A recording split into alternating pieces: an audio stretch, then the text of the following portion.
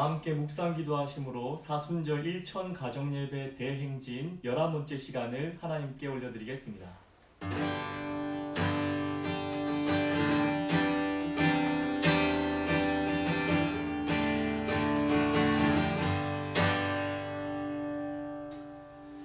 찬송가 405장 찬송 드리겠습니다.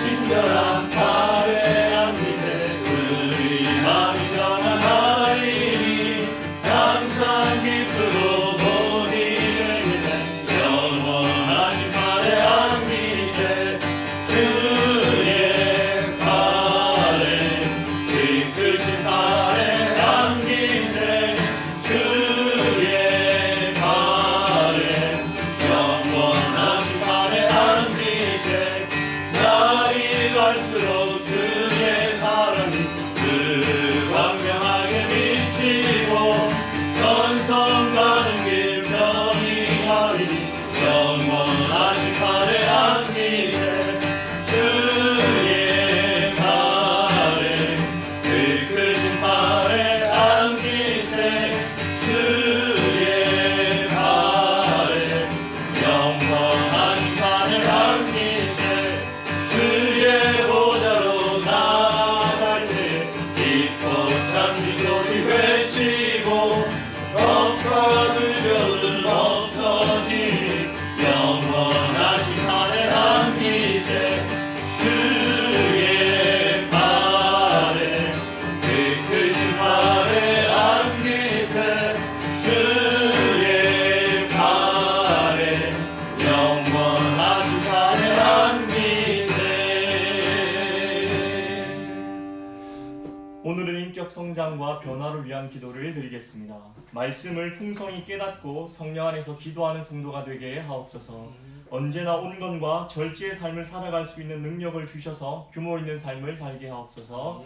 나눔과 섬김을 즐거워하며 성령의 열매 맺는 삶을 살게 하옵소서. 코로나 바이러스의 확산을 막아주시고 치유가 일어나며 일천 가정 예배가 더욱 견고하게 세워지게 하옵소서. 이어서 말씀을 전하시는 담임 목사님을 위해 기도하신 후에 백초로 목사님께서 기도하시겠습니다.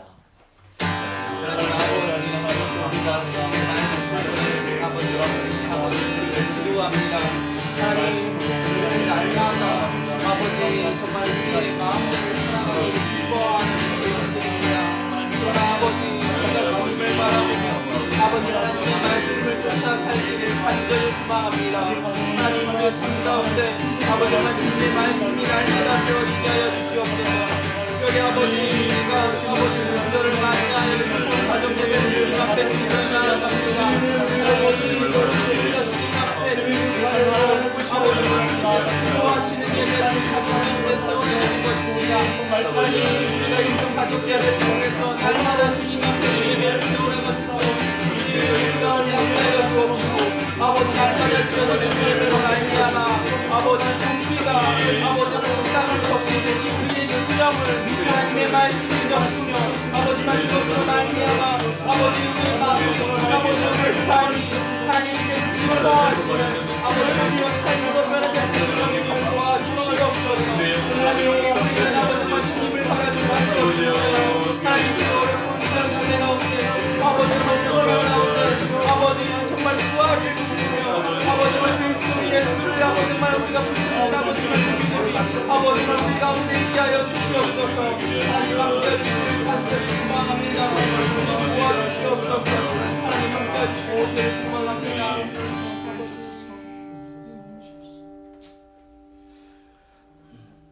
우리를 새롭게 하시는 하나님, 주님의 말씀은 날마다 새로워서 우리의 심령을 변화시킴을 고백합니다. 하나님, 우리가 주님의 말씀을 사모하며 나아가기를 간절히 소망합니다. 특별히 일천 가정 예배 주님 앞에 날마다 드리고 있습니다. 아버지, 우리 양평동 교회가 아버지 각 가정 가운데 가정 예배가 세워짐을 통하여 하나님 나라가 각 가정 가운데 임하게 하여 주시옵고, 아버지 세워지는 그 예배들로 통하여 아버지 우리의 가정들이, 우리의 교회가 하나님께서 기뻐하시는 모습으로 변화되는 아버지 그런 놀라운 일들이 곳곳에서 일어날 수 있도록 도와주시옵소서. 아버지, 우리는 아버지 정말 죄에 묻혀서 아버지 정말 주님을 떠나기를 기뻐하는 이들이지만, 하나님 우리가 날마다 주님의 말씀을 붙들고 이 예배를 지켜나감을 통하여 하나님께서 기뻐하시고 원하시는 모습으로 날마다 변화되길 소망합니다. 성령님, 우리를 붙들어 주시고 그렇게 살 수 있도록 함께하여 주시옵소서.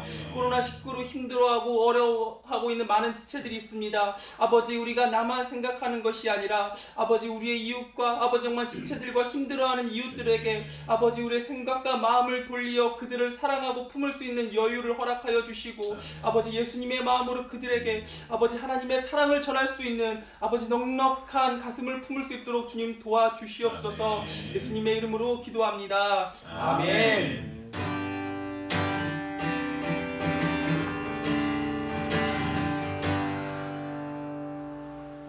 오늘 우리에게 주시는 하나님의 말씀은 누가복음 5장 1절에서 11절의 말씀입니다.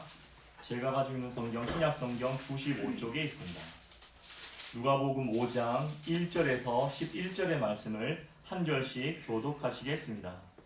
무리가 몰려와서 하나님의 말씀을 들을 때 예수는 게네사렛 호숫가에 서서 호숫가에 배 두 척이 있는 것을 보시니 어부들은 배에서 나와서 그물을 씻는지라. 예수께서 한 배에 오르시니 그 배는 시몬의 배라. 육지에서 조금 떼기를 청하시고 앉으사 배에서 무리를 가르치시더니 말씀을 마치시고 시몬에게 이르시되 깊은 데로 가서 그물을 내려 고기를 잡으라. 시몬이 대답하여 이르되 선생님, 우리들이 밤이 새도록 수고하였으되 잡은 것이 없지만은 말씀에 의지하여 내가 그물을 내리리이다 하고, 그렇게 하니 고기를 잡은 것이 심히 많아 그물이 찢어지는지라. 이에 다른 배에 있는 동무들에게 손짓하여 와서 도와달라 하니 그들이 와서 두 배의 채움에 잠기게 되었더라.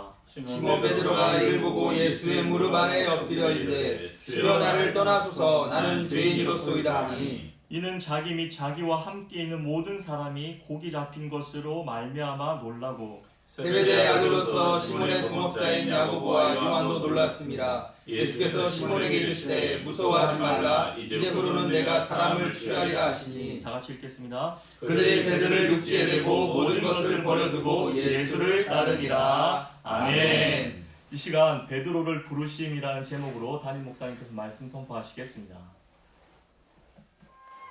할렐루야. 오늘은 우리 일천 가정 예배 11번째 시간, 베드로를 부르시는 예수님. 우리 먼저는 왜 음악이 나오느냐, 베드로의 관점에서 오늘 우리 말씀을 제가 이렇게 한번 좀 먼저 읽어보겠습니다. 베드로의 심령으로 만난 예수님입니다. 처음에는 조금 짜증도 났었지요. 밤새 한 마리의 고기도 잡지 못해서 지칠 대로 지쳐서 맥없이 빈 그물을 싣고 집으로 돌아가려고 하는데 그분이 4배 가까이로 걸어오시는 것입니다. 그리고는 말하길, 배에 올라가도 되겠냐고, 사람들을 가르쳐야 하니 나를 위해 배를 육지에서 조금 떨어지게 해서 세워줄 수 있냐고 물어보시는 겁니다. 사실 내가 그런 부탁을 들어줘야 할 이유는 아무것도 없었지요. 그런데 이상하게도 내 가슴 속에서부터 뭔가 말할 수 없는 그 무엇이 그렇게 해야겠다고 나를 이끌었고, 나는 나도 모르게 그 말씀에 순종하여 배를 움직이고 있었습니다. 동토하는 갈릴리 바닷가의 햇살은 그분의 환한 얼굴을 더 환하게 비추었고, 이따금씩 잔잔하게 불어오는 시원한 바람은 그분의 갈색 머릿결을 멋들어지게 휘날리게 만들었습니다. 그 바람은 또한 나지막하지만 힘이 있는 그분의 음성을 많은 사람이 더 잘 들을 수 있도록 실어 나르는 듯 했고, 바로 곁에서 지켜본 그분의 얼굴은 이미 무엇인가로 가득 상기되어 있는 듯 했습니다. 내 배 위에서 무리들을 바라보며 말씀하시는 그분의 눈은 나를 향하고 있진 않았지만 그분의 말씀은 마치 처음부터 나를 향하여 말씀하시는 것처럼 들렸고, 시간이 지날수록 내 가슴 속에서 뭔가가 서서히 끓어오르고 있다는 것을 느낄 수 있었습니다. 이었고 모든 말씀이 끝난 후 그분은 잔잔한 미소로 나를 바라보시면서 깊은 데로 가서 그물을 내려 고기를 잡으라라고 말씀하셨지요. 선생님, 우리들이 밤이 맞도록 수고하였지만 잡은 것이 없지만은 말씀에 의지하여 그물을 내리리이다. 나는 미처 생각지도 못했던 흔쾌한 대답이 내 입에서 떨어졌고 그 순종의 결과는 상상할 수 없을 정도로 엄청난 것이었는데 그물이 찢어지도록 가득한 물고기였습니다. 평생을 갈릴리 바다에서 물고기를 잡았지만 그날 아침 같은 일은 우리 모두에게도 처음이었고 나뿐만 아니라 안드레, 야고보와 요한까지도 말할 수 없는 경이로움에 사로잡혀 버렸습니다. 그런데 정작 그날 그렇게 찢어졌던 것은 물고기 잡는 그물만이 아니었습니다. 한평생 오직 어부 생활이 전부인 양 여기며 살았던 내 가슴이 찢어졌고 나는 말할 수 없는 경이로움에 사로잡혀 그분 앞에 무릎을 꿇고 말았지요. 나를 따라오너라. 내가 너로 사람 낚는 어부가 되게 하리라. 그렇게 그분은 그날 내 배가 아니라 내 인생의 한가운데 찾아오셨고 나는 그날 모든 것을 다 버리고 그분을 쫓는 새로운 인생을 시작하게 되었습니다. 좀 어떠신가요? 내러티브 스토리텔링이라고 하죠. 한 인물의 마음을 중심으로 우리가 묵상하면서 좀 적어본 글입니다. 베드로와 예수님의 이 만남을 우리가 성경의 요한복음, 특별히 요한복음을 자세히 연구해 보면 이 베드로와 예수님은 이 누가복음 5장에서 처음 만난 것은 아닙니다. 처음에는 이 안드레가 세례 요한의 제자였는데 세례 요한이 예수님을 안드레와 한 제자에게 두 사람에게 소개해 주죠. 그래서 안드레가 예수님을 먼저 만납니다. 그러고 난 뒤 안드레가 자기의 형제 베드로를 예수님에게 데리고 온다 하는 것이 요한복음 1장에 나와 있어요. 그런데 뭔 일인지 베드로는 그때 예수님을 처음 만나고 난 뒤부터 예수님을 완전히 쫓는 사람은 아니었던 거죠. 그리고 이제 오늘 이 본문에서 예수님께서 베드로를 어떻게 보면 작정하고 찾아오십니다.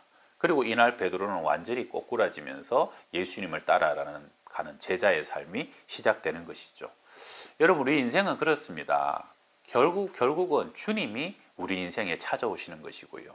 주님이 내 마음의 중심, 우리 집 한가운데, 내 배와 같은 내 마음 깊은 곳에 찾아오셔서 우리의 주인이 되시는 것입니다.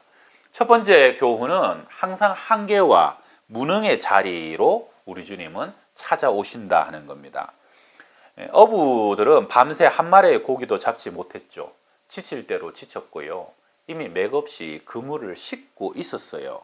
그런데 주님은 그때 바로 그 시점에 베드로와 제자들을 찾아가신 겁니다. 모세도 이집트 왕궁에서 한참 잘 나가던 왕자로 있을 때 하나님이 찾아가시지 않으셨어요. 살인자가 되고 도망자가 되고 미디안 광야로 방랑자가 돼가지고 40년 양을 치고 철저하게 나는 아무것도 아닌 것이다 라고 스스로 여길 때 그때 하나님은 가시떨기 속에서 모세를 부르셨죠. 가나 혼인잔치에서도 바닥의 은혜라고 그러죠. 포도주가 다 떨어졌어요. 그리고 밑바닥이 보이기 시작할 때 그때 예수님은 첫 포도주를, 물로 포도주를 만드는 기적의 역사를 일으키셨던 것입니다. 여러분, 요즘 참 많이 힘든 때죠. 어떻게 보면 우리 인생의 바닥이 드러날 것처럼 어렵고 힘든 시기를 살아가는 분들이 참 많은 것 같아요. 장사하시는 분도 힘들고 직장생활 하시는 분도 힘들고 또 사실은 교회도 제가 보니까 참 힘든 시기를 지나가고 있습니다. 그런데 여러분 꼭 기억하셔야 될 것이 인생의 한계와 무능의 자리 한가운데 고민하고 있을 때 그때 예수님은 찾아오신다는 것이 우리에게 위로가 되길 수 있기를 바랍니다. 두 번째 교훈은요, 모든 것은 말씀의 능력에서부터 시작됩니다 하는 것입니다. 여러분, 예수님의 직업은 목수고 목수 아들입니다. 그러니까 사실은 물고기 잡는 걸로 치면 베드로가 훨씬 더 전문가죠. 한평생 물고기를 잡았어요. 그리고 지금은 새벽이에요. 별로 물고기가 잡히지 않는 시간이에요. 그리고 깊은 데로 가서 그물을 던지려면 배 타고 또 한참을 나가야 되는 것이고, 그리고 본문에 가만히 보면 2배가 가라앉을 만큼 물고기를 잡았어요. 적당히 그물을 푸는 신용만 한 게 아니라 정말 그물을 양껏 던졌기 때문에 가득 고기를 잡았다는, 있던 그물을 그냥 다 풀어 던질 정도로. 어떻게 목수아들 말을 듣고 그렇게 가능성 없는 물고기 잡이를, 여러분 제가 어부 아들 친구가 있어서 물어봤더니 그물 싣는 게 한 2시간 걸린대요. 쉽지 않은 일입니다. 지칠 대로 지쳤는데. 그런데 어떻게 그렇게 새롭게 그물을 내리고 그 모든 것에 순종하며 나아갈 수 있었을까? 아까 처음에 읽어드린 말씀처럼 말씀의 능력입니다. 베드로는요, 자신도 모르게 예수님 바로 옆에서 배를 붙들고 있다가 그 말씀을 처음부터 끝까지 경청하게 된 것이죠. 예수님은 말씀이 육신이 되어 이 땅에 오셨잖아요. 그래서 그 예수님이 말씀이신데, 그날 그 예수님을 베드로는 자신의 배에서 보았고 또 들었고 온몸으로 그 말씀을 느꼈던 것입니다. 그리고 그날 예수님을 통해서 선포된 말씀은 사실은 많은 회중이 아니라 베드로 그 사람의 마음 한중심을 정확하게 찔러버렸다는 것이죠. 4절, 5절, 6절 같이 읽읍시다. 말씀을 마치시고 시몬에게 이르시되 깊은 데로 가서 그물을 내려 고기를 잡아라. 시몬이 대답하여 이르되 선생님, 우리들이 밤이 새도록 수고하여 잡은 것이 없지만은 말씀에 의지하여 내가 그물을 내리리다 하고, 그렇게 하니 고기를 잡은 것이 심히만 그물이 찢어지는지라. 아멘. 여러분, 어려운 시대에 하나님의 말씀의 능력이 있는 것을 기억하시기 바랍니다. 어려울 때일수록 더 말씀을 견고하게 붙잡고 경청하고 말씀에 집중해야 됩니다. 그러면요, 내가 아니라 말씀이 나를 움직일 거예요. 말씀이 내 마음을 감동감화시킬 것이고, 말씀이 나로 하여금 그물을 내릴 수 있는 용기와 믿음을 우리 가운데 다시 불어 넣어 줄 것입니다. 그래야 그 말씀이 우리의 삶을 어떻게 다시 이끌어가는 것을 우리가 경험하게 될 것이고, 만선의 기적이라 그러죠. 만선의 기적. 가장 어려울 때 주님을 만나심으로 평상시에 내가 상상치도 기대치도 못했던 놀라운 기적의 역사가 다시 일어나는 것이 저와 여러분, 우리 교인들 모두의 또한 축복이 될 수 있기를 주의 이름으로 축원합니다. 아멘. 기도합시다. 베드로를 찾아가신 주님, 저희의 인생의 한가운데 찾아오셔서 저희의 삶의 주인이 되어주셔서 감사합니다. 모든 것이 너무 어렵고 힘든 시기를 지납니다. 그러나 주님, 우리는 이때도 말씀이 기적이고 말씀이 능력인 줄 믿습니다. 오늘도 말씀 부여잡고 예배 가운데 살아계신 하나님을 만날 때, 하나님이여 그 속에서 우리의 인생의 힘으로 할 수 없는 것 주님이 하시고 주님의 기적을 경험하게 될 줄로 믿습니다. 너무너무 어렵고 힘들어서 어찌할 수 없는 상황 속에서 고민하는 분들이 있습니까? 주님 찾아가 주셔서 새로운 소망이 되어 주시고 새로운 생명이 되어 주시옵소서. 예수님의 이름으로 기도합니다. 아멘. 이 시간 전능하신 주 나의 하나님은 찬양 후에 담임 목사님께서 축도해 주시겠습니다.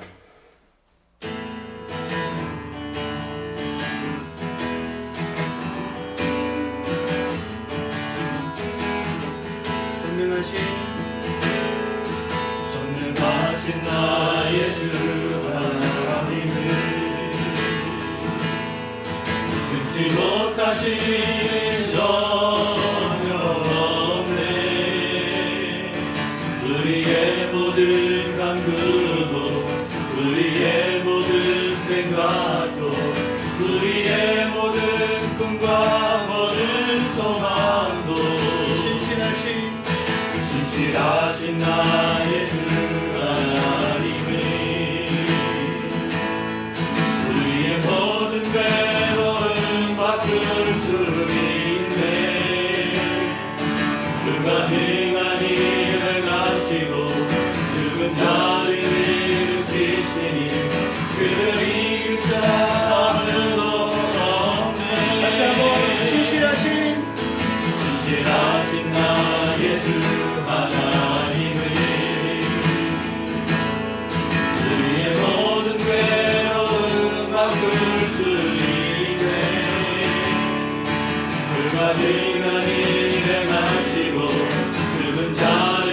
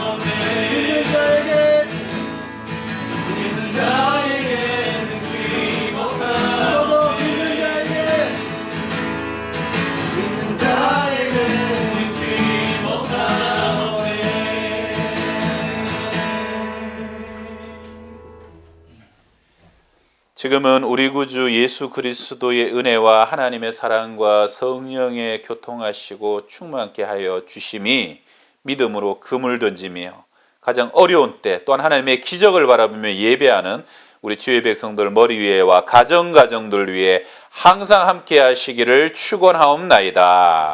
아멘.